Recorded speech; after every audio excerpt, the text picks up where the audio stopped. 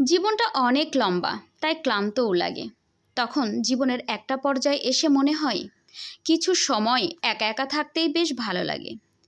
সেটা হোক প্রকৃতির সাথে অথবা বারান্দা। আসসালামু আলাইকুম প্রিয় বন্ধুরা, সবাই কেমন আছেন?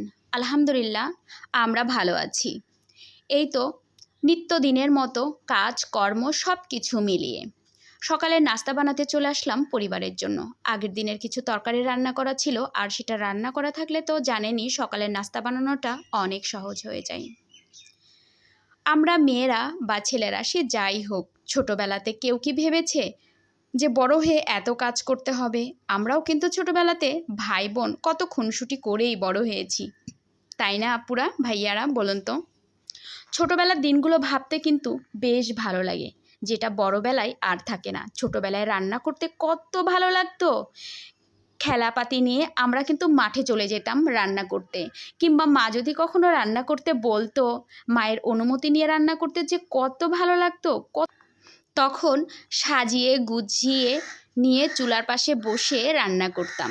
আর রান্না ভালো হোক বা না হোক, তারপরেও বাবা খেয়ে বলতো কি অনেক মজা হয়েছে।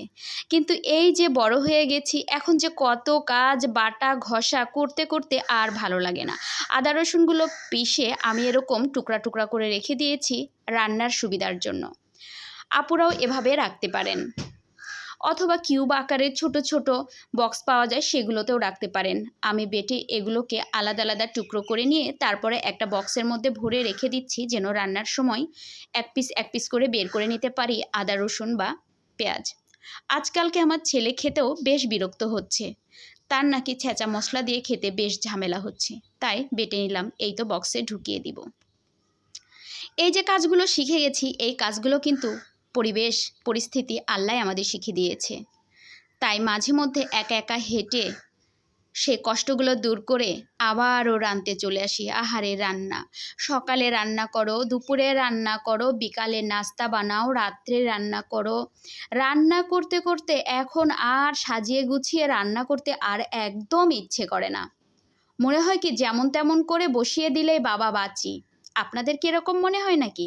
আমার কিন্তু বেশ এরকম মনে হয়। এই তো প্রেসার কুকারে একটু খিচুড়ি রান্না করে নিলাম, আর এদিকে কাঁকরোল ভাজা দিয়ে কিন্তু খিচুড়ি, পোলাও অথবা সাদা গরম ভাতে খেতে বেশ ভালো লাগে। আর এই কাঁকরোল ভাজাটা কিন্তু অনেক নরম হয়, মানে পাতলা পাতলা চাক করে কেটে নিয়ে ডুবো তেলের মধ্যে ভাজি করলে কাঁকরোল ভাজিটা খেতে অনেক মজা লাগে, একেবারে সাদা সাদা ভাজি হয়।